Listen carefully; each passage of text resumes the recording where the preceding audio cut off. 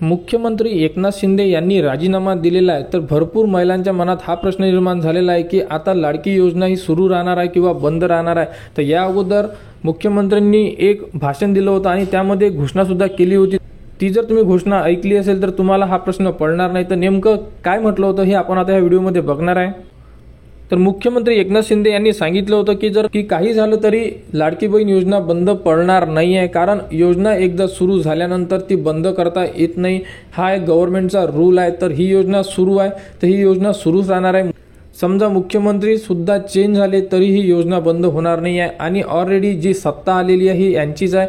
त्यामुळे फक्त मुख्यमंत्री चेंज होऊ शकतो आणि मुख्यमंत्र्यांनी अजून शपथ घेतलेली नाही आहे। तर नेमकं कोण शपथ घेईल याबद्दल सुद्धा आता उत्सुकता वाढलेली आहे। तर शपथ घेतल्यानंतर आपल्याला माहिती पडेल की महाराष्ट्राचा नवीन मुख्यमंत्री कोण असणार आहे।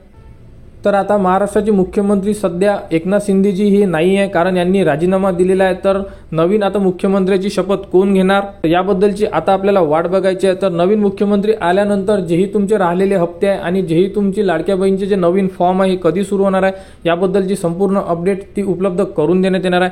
तरी सर्वांनी आणि सर्व लाडक्या बहिणींनी घाबरून जाण्याचं कारण नाही आहे, कारण लाडकी बहीण योजना ही बंद होणार नाही आहे, कारण एकदा सुरू झालेली स्कीम ही बंद करता येत नाही। तर लाडकी बहीणबद्दल ही एक इम्पॉर्टंट अपडेट होती। तर लाडक्या बहिणीच्या पुढील अपडेटसाठी आपल्या चॅनलला सबस्क्राइब करा व हा व्हिडिओ इतरांपर्यंत शेअर करा।